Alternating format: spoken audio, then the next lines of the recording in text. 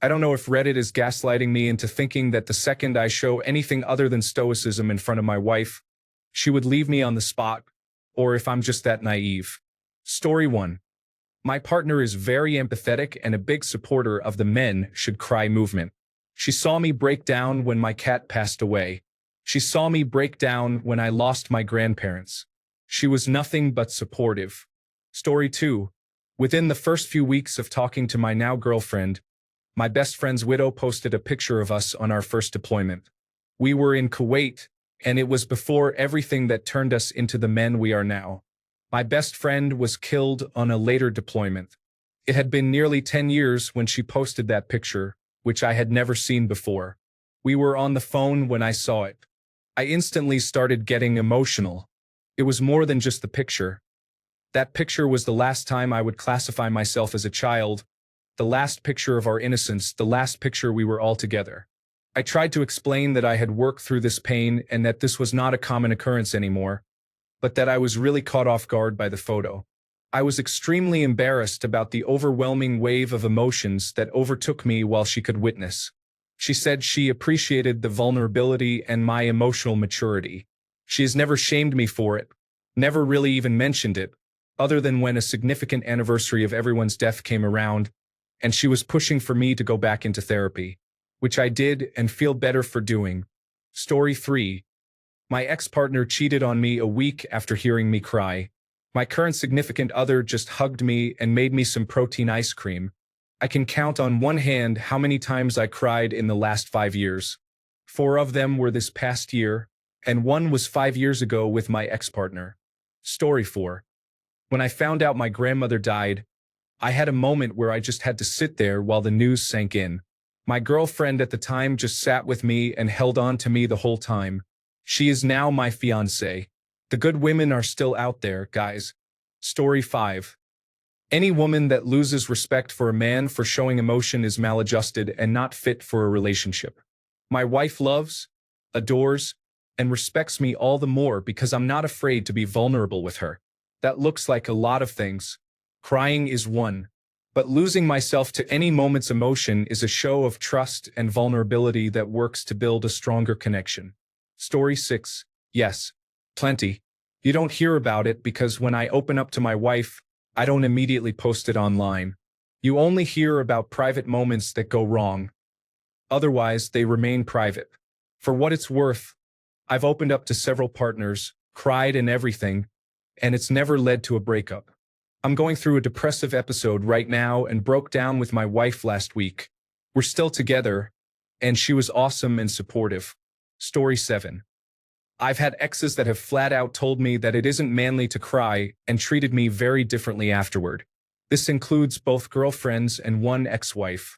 My current girlfriend is supportive, although I haven't fully cried yet, of me expressing my emotions. The one caveat I will throw out there, as others have said, is it's like you throw them off script. She isn't supportive like I would like her to be, but it's a lot better than I've experienced in the past. Story 8. Didn't get dumped, but she had literally no idea how to handle it. It was like me being vulnerable had gone completely off script, and we were sailing on an ancient maritime map in the region labeled, "Here there be dragons." I ended up having to comfort and soothe her for the pain of having heard a small part of my issues. It effectively doubled the mental and emotional load and toll on me compared to if I had simply kept my damn mouth shut instead of very slightly opening up about my issues, which she had been repeatedly asking me to do. So I finally did. Story 9. I had a full-blown sobbing mental breakdown in front of my wife. She encouraged me to seek medical help. It turned out I had depression and was too stubborn to ask for help myself. Story 10. If girls leave men because they cried, they are looking for a robot. I will never leave a boyfriend because he shows me he's human. I just don't understand these girls. Story 11. I love it when men feel vulnerable enough to cry in front of me. I'm a nurturer and comforter by nature. I'll just hold them and let them say whatever is on their mind. As a widow who has spent the last 4 years nearly alone dealing with everything, except for therapy, the most intimate thing a man could do for me right now is hold me and just let me cry and comfort me. Vulnerability is important, guys. Don't let awful women deaden that part of you. It is attractive. Story 12. Not all girlfriends are the same. Mine became very disrespectful and told all her friends that I cried, which I didn't appreciate. So I eventually dumped her. Some women are more understanding and respectful of this and won't judge you for it. For myself, my ex hurt me to the point I just made it a thing not to cry in front of anyone. Not because I'm Mr. Macho, just because I'd rather deal with it on my own and don't like to burden people with my problems. So, to answer your question, no, they won't leave you on the spot. Some will be there and support you, and some won't, so pick your partner carefully. Story 13. I've cried in front of my wife a bunch of times. Sometimes the ugly wailing, can't control yourself, snot running everywhere crying. Haven't been divorced yet. I'm actually struggling to think of a time I've cried in front of a woman and she hasn't just responded by giving me a hug. The Reddit guy view on women is not particularly indicative. Story 14. Female here, but I actually think I fell in love with my partner the night I heard him cry.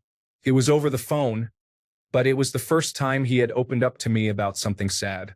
He was telling me about how hard his grandfather's passing affected him, and it was so nice to see a softer side of him. I don't see it often, but I enjoy knowing he can talk to me about anything. Story 15. More often than not, it was welcomed and supported.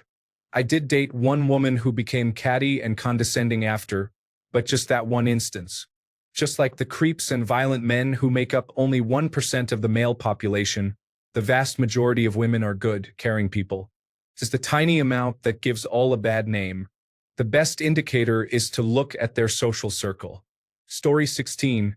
Major physical trauma event for me. Almost bled out, almost lost a limb. When she walked into the emergency room, I saw her face of horror and cried. I apologized for making her experience that. 2 months later, she called me a coward for it. We've been divorced 6 years now. Story 17. It depends entirely on the individual, like anything else. I did, and it was fine. If I did with another woman, it may not have been. Reddit has a tendency to catastrophize everything and make it seem like anything and everything is awful, but in reality, most people are decent. It's up to you to use your own judgment because, after all, if you don't even know if she'd leave you on the spot, then why did you marry her since you clearly don't know the sort of person she is? Story 18. I have some trauma.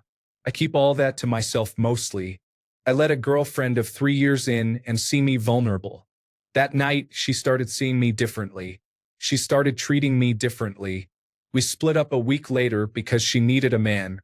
My wife and I have been together for 9 years, today actually, and yes, she's seen me cry.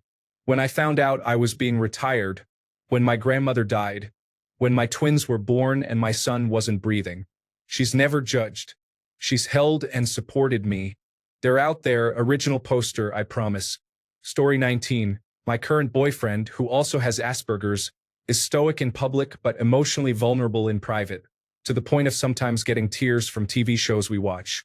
If I'm upset about something, either at him or something else, he almost always cries, sometimes sympathetically, sometimes as a stress response. It makes me more attracted to him because he's able to be vulnerable and real with me.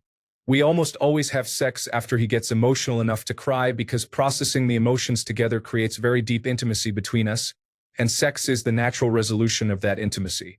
But he also says that opening up and crying in front of women has been the #1 thing past girlfriends have broken up with him or stopped having sex with him over. So, I think that Reddit has a point, and it's not at all uncommon for many women to not handle men crying very well. But at the same time, I think it's sort of an inadvertent test of what kind of woman she is, to see if she responds poorly to you being human and having human emotions. Story 20. My late husband had horrible depression. I'm speaking for him since he can no longer speak for himself. He did nothing about his depression, though I begged, pleaded, and pushed. There were times he wouldn't get out of bed for days except to use the bathroom. He'd just lie there, refusing to eat, talking about what a piece of shit he was. Every day during those times, I'd get home from work and walk into our bedroom. I'd cajole him into drinking and ensure some Pedialyte, anything at all I could get into his system. Then I would lie down with him and hold him for hours, telling him over and over again that he wasn't a piece of shit, that he didn't have to do it alone, that I was there. I held him while he cried, and I held him while he refused to utter a single word. I held him until it passed, and he could get out of bed again. For 9 years. Story 21. I'm not a guy, but my partner, now fiancé, then not yet boyfriend, opened up about something heavy as a disclaimer when we started dating. I'm not talking light tears. I mean visceral, gut-wrenching discussion with heavy crying. It didn't change how I thought of him at all. Over the last 4.5 years, he's opened up about other heavy issues as well, some involving tears and others not. We've had some superficial cries while watching sad movies as well. I love him tremendously and appreciate that he trusts me enough to be vulnerable and ask for support when he needs it. He is also so steady and reliable when I am struggling. We talk each other off of emotional ledges and step up when the other needs some breathing room. I've never thought having human emotions made him weak. If anything, I've become more emotionally resilient and stable with his support. I understand that not all women want their men to be vulnerable, and that some people will say they are a safe place to be emotional and then will weaponize the information to win arguments. But it really kills me that men have to wonder if women will actually support and accept them. I don't know your wife, how she will react, or if she values emotional intelligence and vulnerability, but it's worth telling her if you are missing some support that you need and asking in earnest if she feels comfortable providing that for you. If it will negatively change your relationship dynamic or how she sees and treats you, then I hope you find some other source of support, be it therapy, a pen pal, journaling, or a close friend. Men don't have the same attention and access to emotional support that women do within society, and for that, I am sincerely sorry. Story 22. The first time I cried in front of my girlfriend was when I was drunk and I shared a pretty nasty war story, crying like a baby while telling it. Well, we're still together 13 years later, married for 10 of those. So yes. Story 23. Reddit exaggerates that, in my opinion. I'm not saying Reddit users lie about their experiences, but you just don't hear from people who had normal human experiences speaking up. My ex was always super supportive about my emotional issues, and now that we are just good friends, she is still one of the people I trust the most to turn to with problems, and vice versa. I do think there is a self-selection thing going on here. If you're projecting a lot of traditional masculinity and never look weak vibes, you're more likely to attract someone who wants that and might react negatively. I'm already not particularly attached to that kind of masculinity and have a bit of a gender non-conforming vibe, so I think I tend to attract people who are more open to men being weak. Downside: I also get mistaken for gay semi-regularly, but that usually gets cleared up quickly. Story 24. If your girlfriend, wife, or partner leaves you after you cry, she was not a good partner. The key word is partner. You're supposed to have each other's backs, look out for each other, and pick each other up when you fall down. Even if you believe in traditional roles, what about in sickness and in health? Expecting men never to cry or feel emotions is a toxic masculinity trait that needs to end. Story 25. My girlfriend and I always laugh after we see each other's tears after some sad part of a movie. People cry and that's okay. If someone dumps you for having real emotions, it's a dodged bullet. Story 26. I mean, my husband and I have both broken down in front of each other and we're still going strong after 10 years. We're both humans with human emotions all across the spectrum. I've held him through panic attacks, supported him through very low moments, depression, family deaths, and just plain frustration or disappointment. He does the same for me. He's my person and I love him, and that means I want the full person. We're there for each other so we can be a stronger unit as partners than we would be alone. Story 27. First of all, Reddit isn't misleading you into anything just because they say something you disagree with. That word isn't just a more sinister-sounding word for dishonesty, and it's getting really tiring seeing it everywhere as a stand-in for generally dishonest behavior. But anyway, I've shown weakness in front of all 3 of the women I've loved, and it's worked out fine. The first 2 relationships ended for unrelated reasons, and the third I've been with for 14 years. There are people who will treat you as lesser after they've seen you looking weak. There are women who will see you as less desirable after seeing you cry. That doesn't mean that is something that is widespread, and anyone who claims any example of a person doing something is proof that all similar people will always do the same in all circumstances is very foolish. If you want to be able to be fully open and true to your partner, Find one who won't see you as lesser for showing weakness. If you find one who is perfect in every way except that she will leave you at any sign of weakness, that is a benefit. They were never a good partner in the first place, and they have done you a favor by leaving your life. Story 28. My husband is a very emotionally mature man. He cries a good bit, sometimes out of sadness, sometimes out of nostalgia, and sometimes when he's worried about me. I absolutely love that he is so comfortable with me that he can cry in front of me. If we watch 8-Bit Christmas, I know he's going to tear up. It just makes me love him more. Snuggling him while using his famous, "Bless your tender heart" line is one of my favorites.